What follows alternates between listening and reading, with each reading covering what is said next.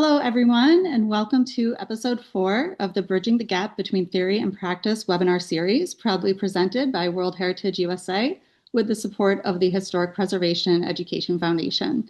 My name is Janice Harrington, and I am Program Coordinator for World Heritage USA.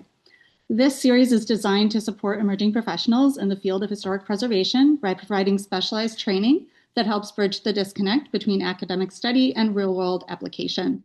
Whether you're just beginning your career or are an established professional looking to revisit foundational concepts in a new way, this series offers insights and resources to deepen your knowledge and practice. In today's episode, we'll explore a cornerstone of preservation practice, writing for preservation. From technical descriptions to statements of significance to grants, we will be hearing from two professionals who have done plenty of writing in their professional preservation careers. In the United States, writing is an essential skill when applying for grants, nominating a structure for inclusion on the National Register, or conducting surveys in historic neighborhoods. Beyond U.S. borders, there are many other opportunities to utilize good writing skills and the ability to accurately describe historic sites and structures.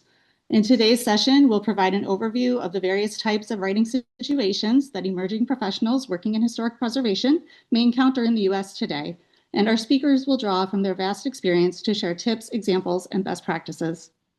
To guide us through this topic, we're joined by two experts working in the field. Whether you're new to this type of work or looking to expand your knowledge, this conversation will offer insights and resources you can apply to your own work. We encourage you to engage in today's discussion by using the Q&A function at the bottom of your screen. Please be sure to also visit the Bridging the Gap website after the webinar for additional resources suggested by today's speakers to support your further learning. Thank you for being here with us today, and let's get started. Our first speaker is Marissa Marvelli. Marissa is an independent historic preservation professional working in the Hudson Valley and New York City. Her work lies at the seams of multiple disciplines within the field of historic preservation: documentation, analysis, planning, and regulatory compliance. Since 2015, she has focused on nuts and bolts National Register nominations and cultural resource surveys. Marissa completed an expansive cultural resource survey of El Barrio, East Harlem, the report for which has received awards for excellence from the New York State government and the Preservation League of New York in 2022. Most recently, she co-authored an in-depth nomination of Marcus Garvey Park in Harlem that included oral history interviews and the creation of a story map. The work was largely funded by a grant from the National Park Service's Underrepresented Communities program. Marissa holds a master's degree in historic preservation from Columbia University's Graduate School of Architecture, Planning, and Preservation. I am very pleased to now hand the floor over to Marissa. Thanks, Janice. I'm going to switch over, do a share screen. I'm going to be focusing on technical writing for preservation. These are narrative descriptions, technical descriptions when you describe historic features and resources, and writing statements of significance, particularly as it pertains to National Register nominations. Let me start off by just saying that words matter, and how you describe a feature or how you describe its significance can have long-term implications. So then again, to remind you, though, this is just a 20-minute overview, so I'm not going to be able to get too in-depth about that, but hopefully this will give you a starting point. So where are these, where do you use descriptive writing? Well, preservation is a lot of writing. So as I already mentioned, it's the basis for National Register nominations. You use descriptive writing for historic resource surveys and inventories, especially area surveys or neighborhood surveys, which are key for developing historic context statements. And those historic context statements are the basis for developing statements of significance. You also use descriptive writing in historic tax credit applications when you're planning a rehabilitation project that is pursuing historic tax credits. And that's particularly used in the Part 1 application of that program. And then most importantly, and this is probably most impactfully, is a local preservation program, because that's where the general public most often engages with preservation, is in their own communities. And so how a municipal agency describes their historic districts or write their designation reports, or how a Landmarks Commission reviews a certificate of appropriateness is all grounded on clear writing. We're going to be focusing on the National Register nomination for this presentation. So, Section 7 is the portion of the nomination where you focus on describing the historic resource that's being nominated. You include a summary description and then a narrative description. The narrative description is an essay where you focus on describing each elevation and the features, the character defining features of the building. If it's a building, is if the resource that's being nominated is a building. So good descriptions is really, we can all go back to third grade descriptive essay writing class. The lessons from our childhood still holds true today. So good descriptions are concise. They describe essential features first with an economy of words. So, and they also include the immediate context. So you need to place your reader, locate your reader in the context in which you're writing. They're clear. They start broadly and then they get more specific. And you also use common terminology and you avoid complex sentences. They're consistent. They use the same terminology throughout a narrative. Don't switch up the words. If you describe a feature a certain way, be consistent with it. Also use the same organization. So you can oftentimes you start with the base of a building and you work your way upward. Sometimes a building has more architectural interest at the top. So for one nomination that I'm working on right now, I'm starting at the top and describing down. Most importantly, you're unbiased. So uh, in more recent years, preservationists have gotten really good about not casting judgment on buildings or resources that have been altered over time. And those alterations also can, recognizing that those alterations can add to a resource's significance or its relevance to a local community. So um, if it doesn't have a discernible style, that's okay. You don't need to say no style. A building does not need to have a style to be important. So just stay away from those labels. So in a nutshell, your description needs to describe how a resource conveys its significance. So here's an example of a Greek Revival house from a historic district in Troy, New York. And there were 600 buildings and structures in this historic district. And so as part of the Section 7 of the National Register nomination, there's a full list of all 600 resources with a description for each. It's daunting. So again, this is why it's key to have a consistency in terms of organization and terminology. So for this house, it's a two-story, three-bay, temple front Greek Revival wood frame house built in 1850. So in a nutshell, I described the house's height, the size, the form, the style, Greek Revival, the construction, the building type, which is a house, and when it was built. Here's another example from the same historic district, and this is a laborer's house, same period, but you can see that it's been altered over time. It doesn't retain as many details as the previous example. So, circa 1855, one story, two bay, front gable wood frame cottage with a full depth side extension. Again, no judgment that this building has been altered or has lost some of its details. It still has the ability to convey its significance in its form and the fact that there are other examples of this type in the neighborhood. So form. Form is not a style, but style does influence form and the scale of features. So, you can think of a Second Empire house with the, mansard roof. It has tall ceiling heights, has big windows. So the style is impacting the form, but they're two different things.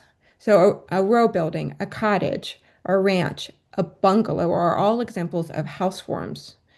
Italianate, English Revival, Craftsman, those are examples of style.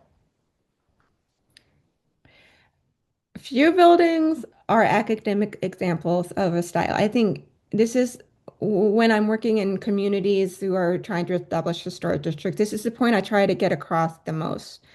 Most buildings are a reflection of multiple styles, multiple influences. They're not a single style. It's not like we went from one style, okay, that's over. Now we're moving on to another style as a society. There was a lot of overlap. So, some features of one style carried over to another feature. So just keep that in mind as you're writing. Nothing is truly unique.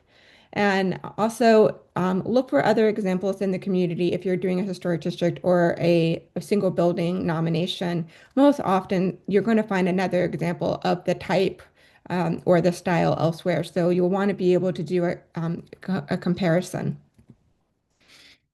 Um, so every building has one facade um, and multiple elevations. And this is really a National Park Service rule. A National Park Service, I should go back and say um, the keeper of the National Register. So when you're writing a nomination, you're engaging with the National Park Service through your state preservation office. So they have a hard rule that a building has just one facade. You can make an argument that some corner buildings, especially in like downtown districts, have are designed with two facades, and you can make a good argument for that. But just as a rule of thumb, typically a building just has one facade. Um, I love this book, this illustrated, I don't know if you can see it, but illustrated architecture. It has lots of drawings, so you can flip through and kind of find what you're looking for if you don't know the word.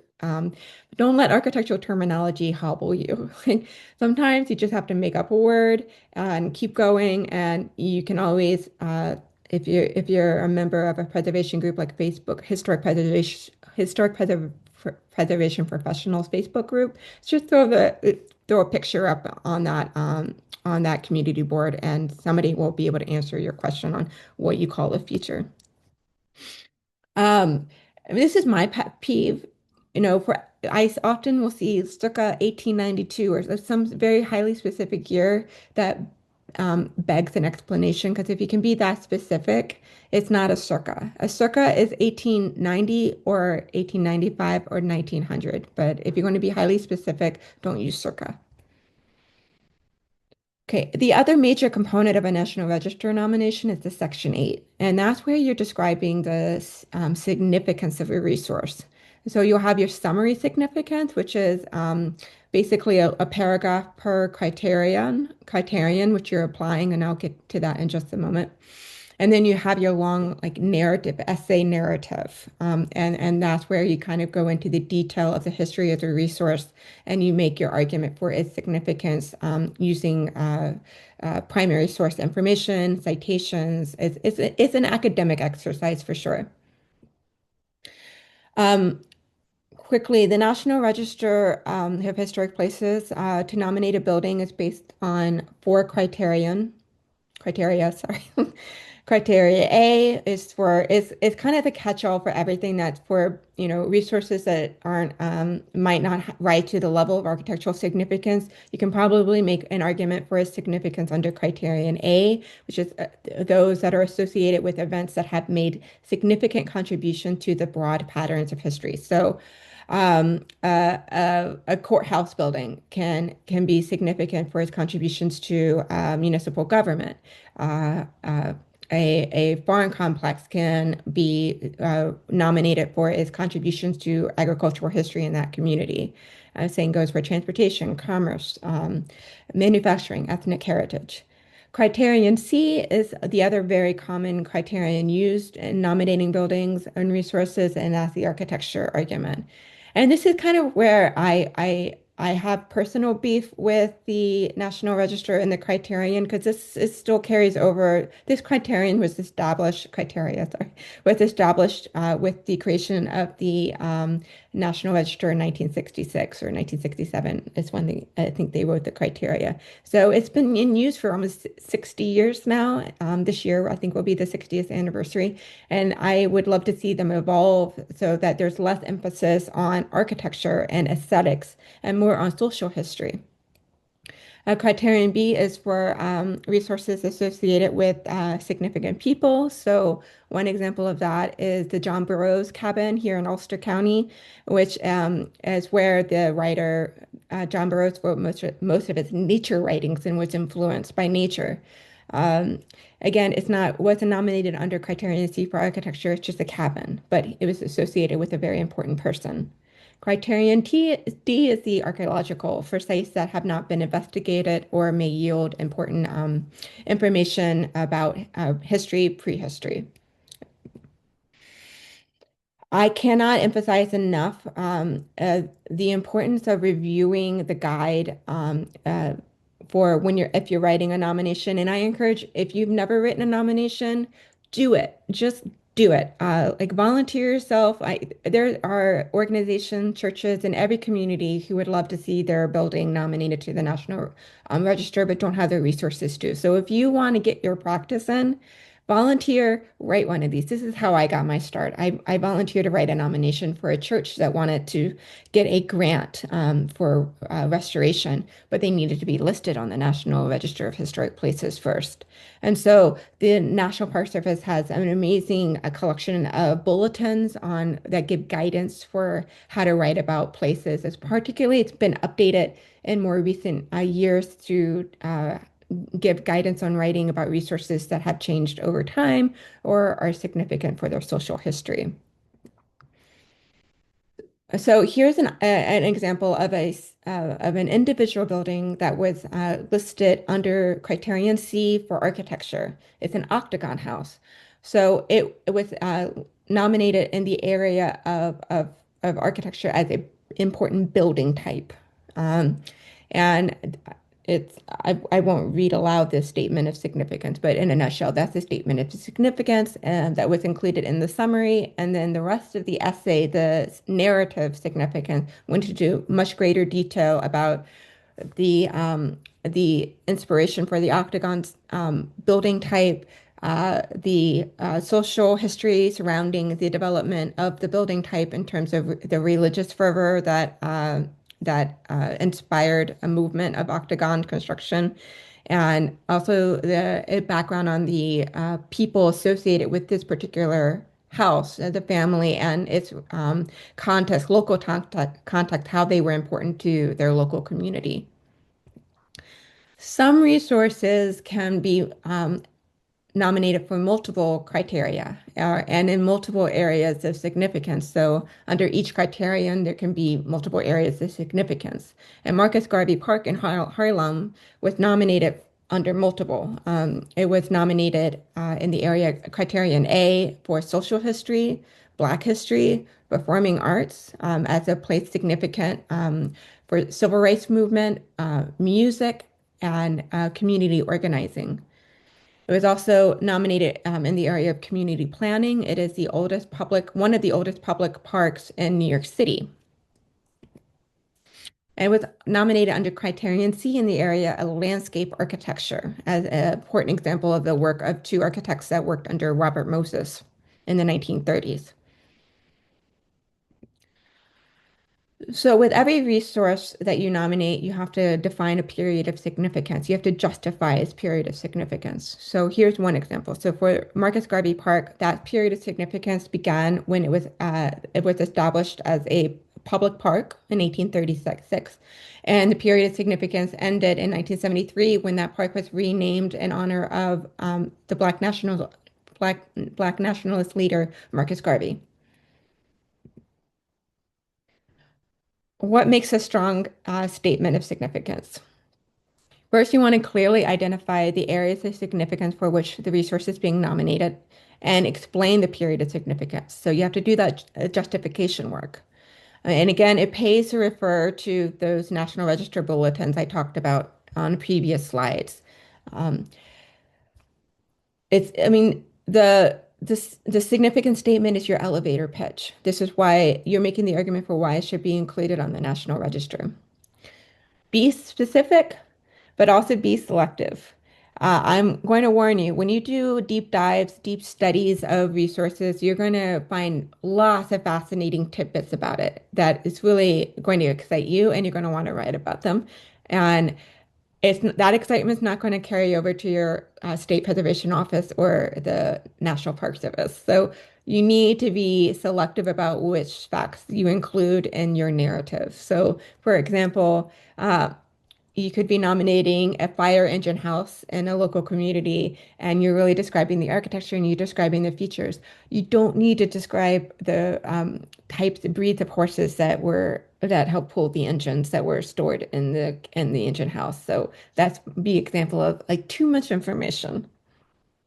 Comparative analysis. So this is a big thing, a trend that I've seen in the last 5, 10 years. Requests from the National Park Service staff. They want to see you, especially with architecture, you compare the resource to other examples, other resources. How does the nominated resource differ from those examples? These can be local examples, or these could be like if you're describing a courthouse, it could be courthouses in other cities. How does it measure up to others? Um, and also, this is where you describe the level of significance, and level meaning is this significant on a local level? Is it significant on a state level or national? Not every resource will necessitate describing the level of significance, but it's just something to keep in mind. Context, context, context. This is where I kind of make up for what I feel are the shortcomings of the National Register Forum that so emphasizes architectural aesthetic values. In your narrative, this is where you can really beef up the social history of a resource or the forces that help shape it, be it political, economic, religious.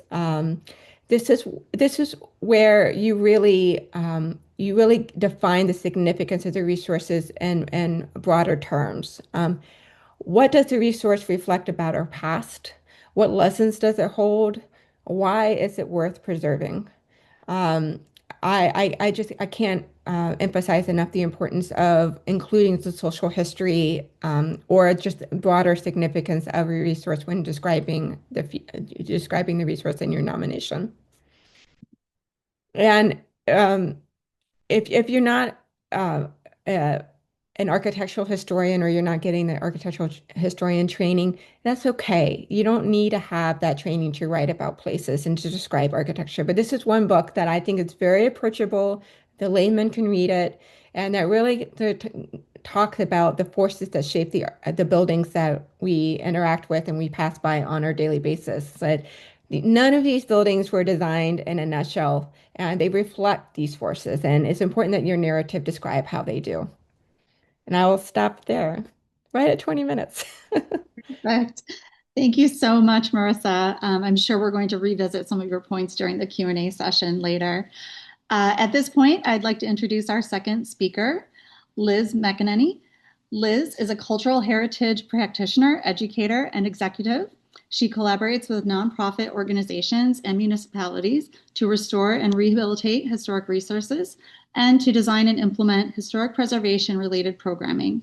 She builds partnerships and identifies the financial resources needed to support this work.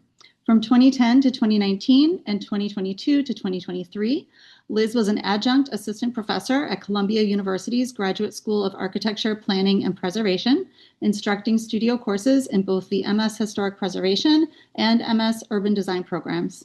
She is a two-time recipient of an Architecture and Design Independent Projects Grant from the New York State Council on the Arts and has received grants from the James Marston Fitch Charitable Foundation and the Graham Foundation for Advanced Studies in the Fine Arts.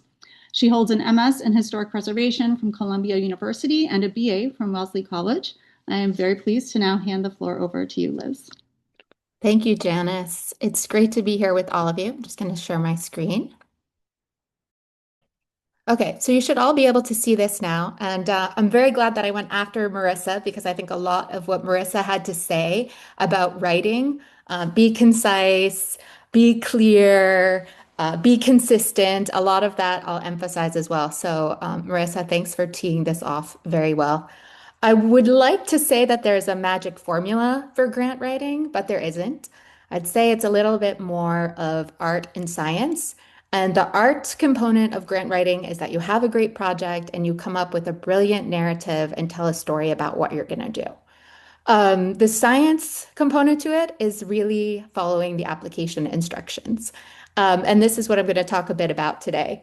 But really following the deadlines, looking at the criteria that will be used to evaluate your application, making sure you answer everything that's asked. So kind of combining the storytelling element with following the instructions in the application are kind of like the two key things of pulling together. And I'll also just say that grant writing, like all writing, takes a lot of practice. So I've been successful in getting a lot of grants, and then there are some that I really wish I got, but you just kind of keep getting up and trying on these.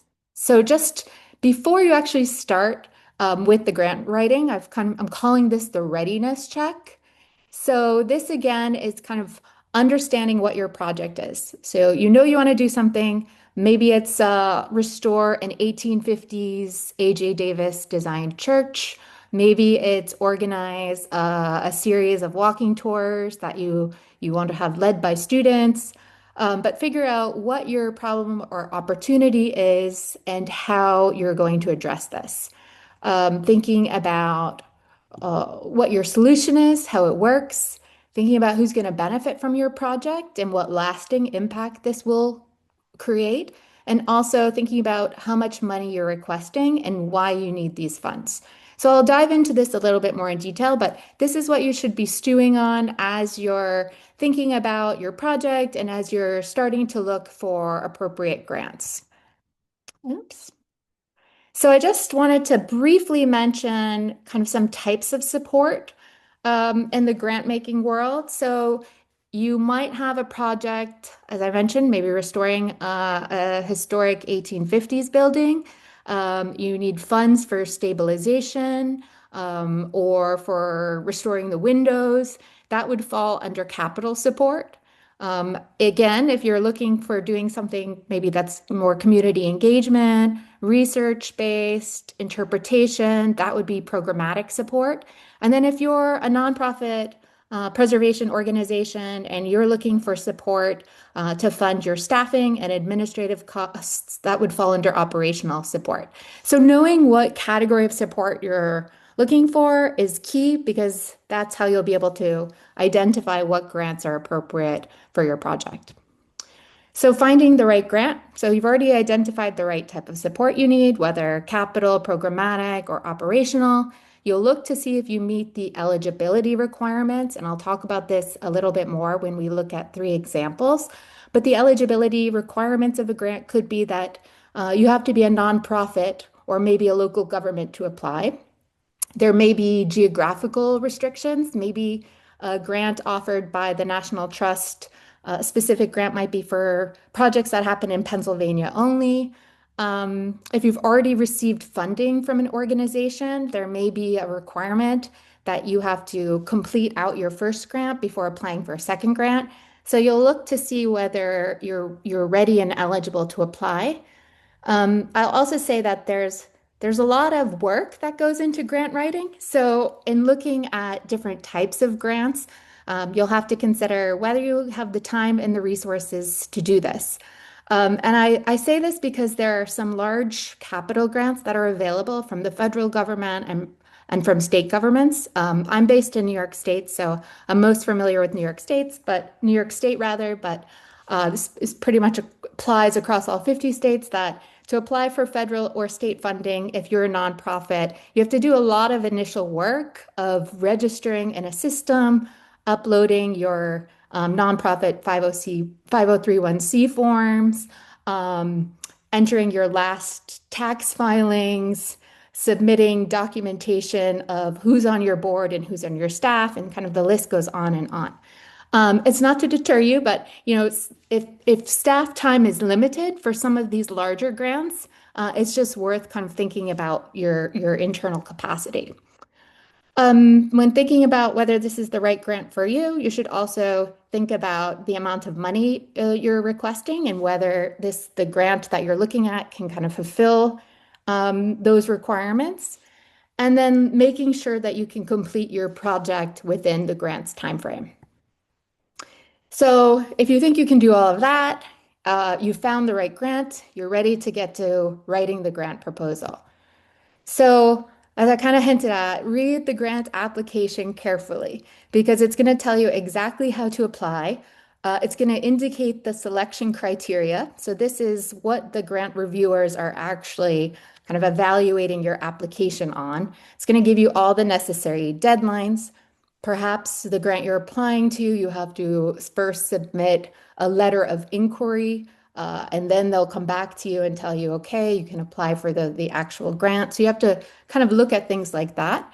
And then take a look to see what required supporting materials might be needed. So supporting materials could be photographs, letters of support, but it also may be things, as I mentioned, kind of tax filings or other things like that. So tax filings, getting letters of support, those things take time. So just take a look at the grant requirements in advance so that you've reached out to supporters who can write you those letters and you're not having to go to them at the last minute with these types of requests. So I just want to pause here and I'm going to stop sharing this screen and I want to share 3 different examples of grant applications because I think that if I do this, you'll be able to get kind of a sense of what I'm referring to with kind of the application criteria and how grants are evaluated and what should be in a grant. So I'm going to show you 3 examples. The first is an example from the Preservation League of New York State. So again, New York State specific organization, but comparable organizations certainly exist across the US. So this grant is for the Preservation Opportunity Fund, which supports capital improvement projects of historic properties in New York State. But I just wanted to kind of show you this, that the grant application makes it very clear who can apply. So it's only nonprofit organizations and municipal governments. It clearly lays out the grant guidelines of who eligible applicants are. It has, you can see here, applicants must own, lease, or operate the building or resource under a formal long-term stewardship agreement. So these are the types of things that you're going to have to look for to be able to incorporate into your grant narrative. But really, they talk about eligible projects, but I wanted to kind of zero in on this application review criteria, which it spits me there, but we're going to come back up here. So you can see applications will be considered based on the following criteria: significance, level of preservation, project urgency, and capacity.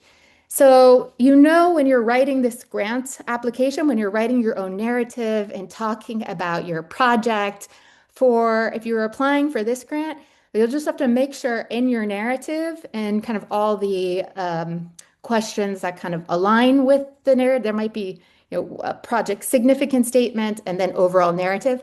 Make sure you weave in significance, level of preservation, project urgency, and your capacity into your answer.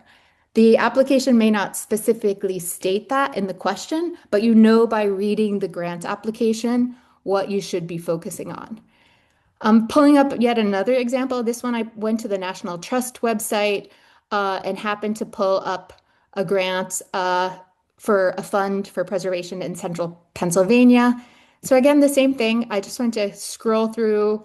Grant conditions are here. I know I'm going quickly, but I really want to kind of emphasize the part that I think is critical to the writing, which is the criteria. So the grant application question might not tell you directly to explain how your application fits this criteria, but you should make sure that in your narrative and in the story you're telling about your project, you should kind of weave in how you're meeting all the criteria or as many as your project actually is. And the same thing, this is for a New York State grant. I've highlighted where the funding priorities, these are for grants in 2025 are, but some state and federal agencies tend to have funding priorities that may differ from year to year. So for example, there are a lot of federal and state funding opportunities that exist around the 250th celebration. So there are a lot of uh, that is being woven into a lot of narratives now. So these funding priorities were to enhance walkable public spaces, to um, address and prepare for impacts of climate change, transformative projects.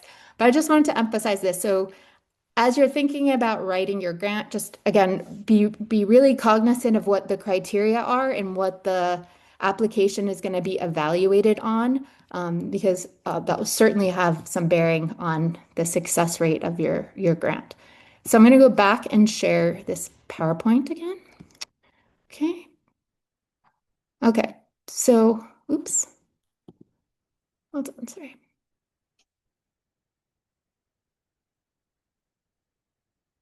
Let me just share that. Full screen share. Okay. So you should be able to see this again without my notes, perhaps. I think you're seeing notes. So hold on. Let me do presenter view. Can you see? I think you're seeing my whole Yeah. screen. Okay, well, if that's the case. Uh-oh, we practiced this too. Sorry, everyone. Hold on, let me try this one more time. Yeah, maybe you don't want presenter view. Can you see now? Yes. Okay, great. So, kind of just an overview of some grant writing tips in general. Um, so be aware of word count constraints before you start writing. So a lot of grant applications will tell you you have 500 words to answer this question. It's very good to know the word count constraints before you start writing. So keep that in mind. As Marissa said about writing, be clear and concise. If possible, use the be active and don't use passive tense. Um, you should have specific definable activities aligning with the selection criteria and the funder's priority. You should demonstrate your project readiness. So if you're applying for capital funding for window restoration, if you already have perhaps you've already done a survey or you have a conditions assessment that kind of goes along and supports your application, that certainly would be useful to demonstrate project readiness. You should be able to show the impact that this project is going to have on the community. One very important thing is to be able to define the success of the grant. So this is somewhat easier with capital projects because if you're saying you're going to replace 15 windows and at the end of the project you've replaced 15 windows, that's a sign of success, I'd say. But if you're organizing uh, an educational program or a lecture, let's say, you have to think about what your success metrics might be of whether it's the number of people in attendance or whether you're trying to target a certain group of community members. You should also make sure that the grant really makes it clear that you have a plan for long-term stewardship. So no funder wants to give money to a project that's maybe a building that ultimately isn't going to be open to the public. So show that you have a plan for how this work is going to pay off for next year, for 10 years down the road, for future generations to kind of either be able to enjoy a historic resource or for a community to kind of benefit from certain programmatic uh, opportunities that are put forth. You should develop a realistic budget. So budgets, it's not just numbers. Your budget will really support your written narrative. So when you think about what goes into the budget, just make sure that everything there is, you've talked about it in your actual grant narrative. So the budget should kind of reinforce what you've actually written about in your grant narrative in terms of what you're going to do, who's going to do it, and you can also show whether you've already identified other sources of funding for the project. Using visuals and other supporting materials definitely helps if allowed. Visual materials are great. They definitely give the the grant panelists an opportunity to really see the urgency in many cases of what it is you're trying to accomplish. Or for programmatic grants, they're able to visualize what the event might actually look like or see past events that your organization has done. So the grant reviewer will get a sense that your organization has the capacity to do these types of things because they've done it before. And I just kind of will end with these general tips. Proofread your application. No grantor wants to feel like you've rushed off an application at the last minute. They want to feel like you've put a lot of time into it and that everything's been thought through. So just make sure you proofread the application, which seems basic, but you'd be surprised how many times grants come in that have a lot of spelling errors or grammatical errors in them. So I'm going to very briefly just talk kind of what I'm calling the anatomy of a proposal of some of the key questions or sections of a grant application. You'll be asked for a project overview. And again, I think Marissa's writing tips about the statement of significance of how you describe, how you explain the significance of something, that elevator pitch applies to giving a project overview. That's your elevator pitch for the funding organization to take a look at. You should include kind of a detailed project description with your scope of work. Oftentimes, you'll be asked to share the organizational background along with the project team and project management.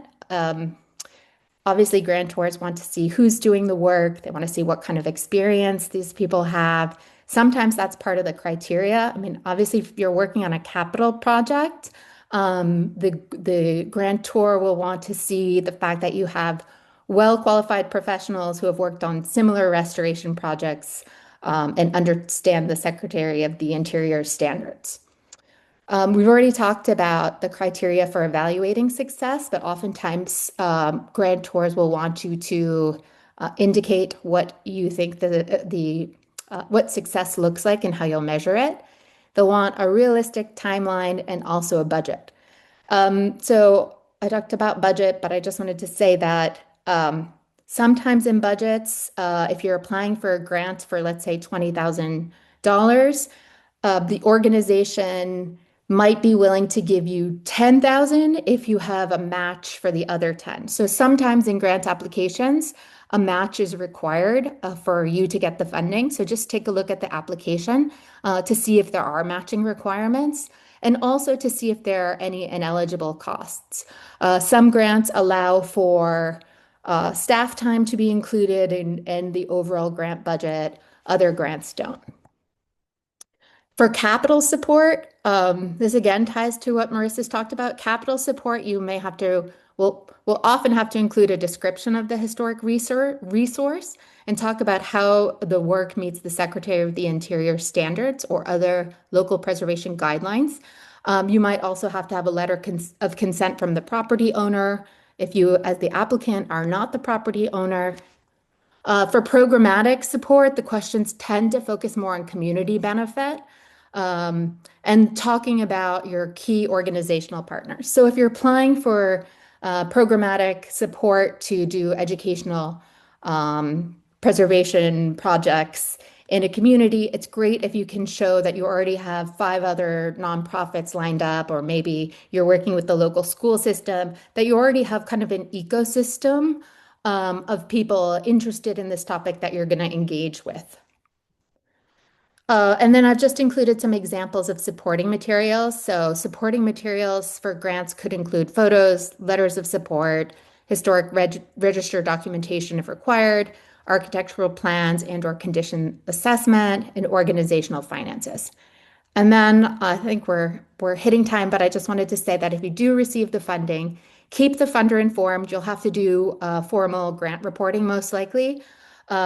So take lots of photos of everything you do.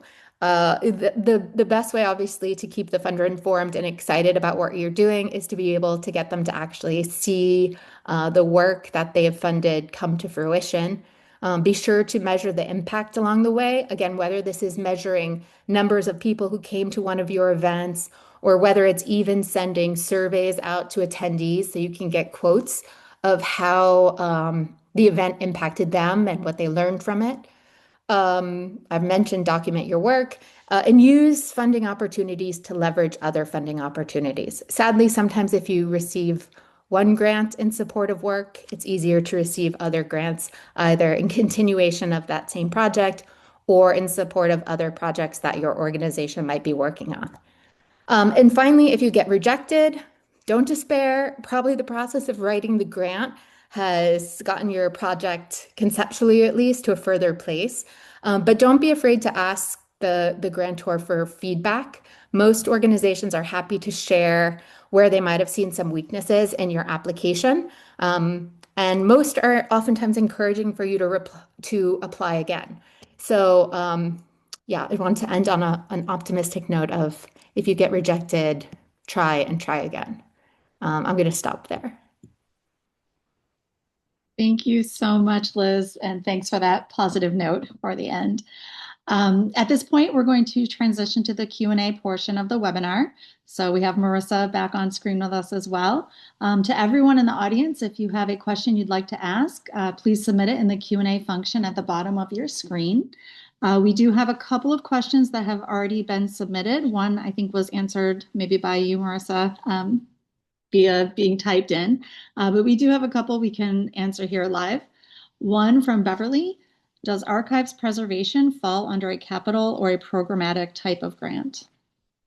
Beverly, that would most likely fall under a programmatic type of grant. Oftentimes, research projects and sometimes even planning studies for capital projects fall under programmatic grants. But I would say that's probably where it falls. Okay, thanks, Liz. Another question about how much time do you spend writing for a grant? Like, do you have any sort of average for that, Liz, as far as like a single grant application? No, I mean, so I started my career actually working at a foundation that gave preservation grants. So I had a chance, I've kind of seen all sides of this grant writing process. And then I led an organization that was restoring a 1902 built historic National Register landmark steamboat. And for that project, we were able to raise over $1 million in capital funding, primarily from state and federal grants. And I can say that the state and federal the state and federal grants, New York State grants, we would kind of block out a month, not working on it every day, but there was a lot of pre-qualification work that had to be done. So as I mentioned, this was us submitting all documentation about the organization. I mean, it's almost like being audited. You're submitting everything for them to say, okay, you are now eligible to submit your application because we've ticked every government box and we know we can give you funding now. So those grants can be quite onerous and they take a long time, and sometimes grant systems don't work as well as you would like. So that's the other thing I'd say. You'll get a feel for the actual platform for submitting your grant application, and some are more intuitive and easier than others. So I'd say the federal and state are the most challenging. Otherwise, if you have a great idea, you've probably been stewing on it for a while. So I'd say you could do a shorter grant, maybe carve out a week and just make sure that you've got someone who's reviewing it to make sure your idea is clear and concise and that you've summarized all the key points. Okay, thanks. That was a very good, complete answer there, Liz.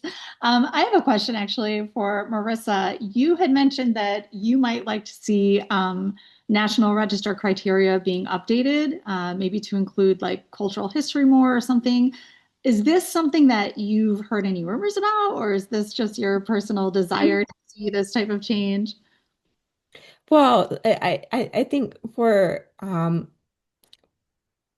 emerging professionals or younger professionals in the field of preservation have long been frustrated by the constraints of the National Register form, which is basically the same form since it's been in use since 1967 or 60. Yeah, I mean the National Register was established in 1966.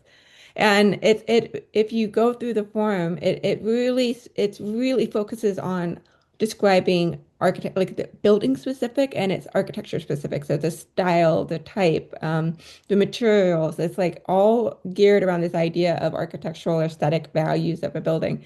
Um, in the current administration, federal administration, I don't see any changes happening to the form and the process, the criteria being reviewed or modified.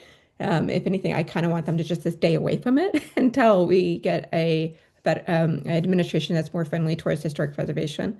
I don't think, it's saying a lot right now that we don't have a whole lot of federal support for preservation right now. But yeah, I mean, I think we've had a real sea change in the last 10 years in how we conceive of significance for our resources. Like a great example, I didn't mention it in the presentation, but Stonewall Inn. So it is, if you were walk by it in Greenwich Village, New York City, you wouldn't think much of it. It's like, oh, this is like it's a bar. But it's hugely insignificant in terms of the Stonewall riots of 1969, which was the beginning of the gay liberation movement, and just recently was in the news because they took down the pride flag outside the building. So there's a great example of a building that's not architecturally significant, but is hugely important in social history. That's a really good point. Thank you. I don't see any other. Oh, there is one more question here. A few more questions. The first one, many communities have culturally and historically significant sites that are underrepresented in the National Register, often because there are barriers in understanding or communicating the language of preservation. As experts, we can help bridge that gap, but I'm curious, what strategies or approaches do you recommend for empowering communities themselves to document, advocate for, and write about their own sites, especially when it comes to statement of significance, grant writing, and other formal preservation processes? Here, I'm going to just mention something about grant writing in terms of really engaging with communities. So I'm on the board of this organization called Awesome Newburgh, which is located in Newburgh, New York. And this organization gives $1,000 a month to projects that make Newburgh a better place. It can be all types of projects. But I'll say that one thing we as an organization realized is that in order to really get great projects from the community, it'd be helpful if we kind of led a grant writing workshop. And to be fair, this Awesome Newburgh grant isn't very complicated, but we just wanted to make sure that we were trying to remove a barrier so that community members who might be intimidated by grant writing or may think that, they're not skilled enough to be a grant writer, we broke down kind of the basics in an attempt to kind of demystify the process and make it more accessible. So I think it's great sometimes if local community organizations can lead smaller grant writing workshops just to kind of make the process less intimidating. And obviously, to write grants, there are grants for individuals. They're sometimes harder to come by than grants for organizations. But oftentimes, organizations can act as pass-throughs. So if a community member wants to apply for New York State funding for something, you might be able to find a nonprofit that you can partner with so that you and the nonprofit can work together on an application and they can give you the funding directly. So you're not getting the funding from the state. It's going through kind of this pass-through nonprofit organization. So that's kind of another way to make grants somewhat more accessible if you yourself aren't part of a nonprofit. And I might add, the National Register nomination is often like the last step in terms of recognizing a resource's significance. It doesn't, it comes after a lot of field work has already been done. And I think the field work portion of our project is where you can really engage the local community and that process of recognizing significance. You often will have a reconnaissance level resource survey or a more intensive level resource survey where you're really gathering the facts and history of a place and just, accounting for all the resources that might be included in a potential historic district. And I think the key for a preservation consultant like myself is not to be a gatekeeper, to this information and this research that was gathered during these preliminary studies, but to make them as publicly available as possible. So I actually I had the privilege of working on a resource survey in Newburgh that Liz just mentioned in the Hudson Valley. It's a Hudson River town, city. And we did a resource survey of a neighborhood that I would say is underrepresented in terms of historic districts, especially in Newburgh, because it's not significant for its architectural history. Um, and for that, a lot of intensive level research was done for what was supposed to just be a reconnaissance level survey, like broad brush windshield survey. And I made that research available on a Google map, custom Google map. So with pens, so each building pen, all the research notes I had for each building is available for public consumption. So the goal of making that available is to empower people to become experts in their own neighborhoods and maybe even pursue their own projects with that information. That's great. Thank you, Marissa. Looks like we have one last question. Can we get preservation grants for preservation projects abroad? For example, rebuilding a historic tower in the walls of a city in France. Yes, I'll say that I'm much more familiar with grants in the grant making world in the US.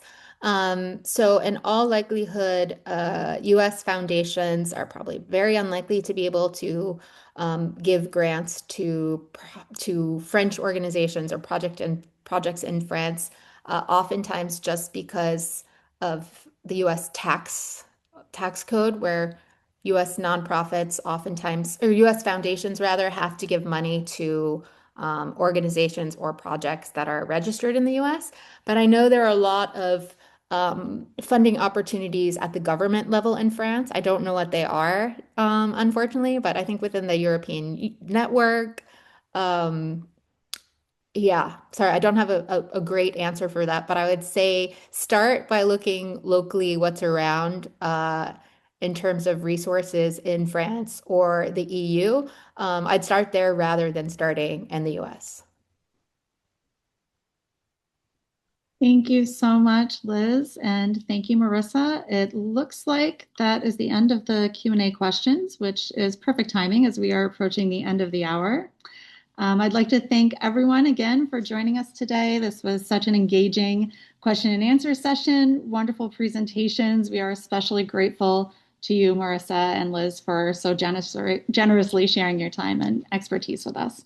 Our speakers have shared some of their top recommended resources with us, and we will be posting these recommendations on our website later this week for anyone who's looking for further information on these topics. So thank you again very much and have a wonderful afternoon. Thanks, everyone. Thank Thanks, you. Janice.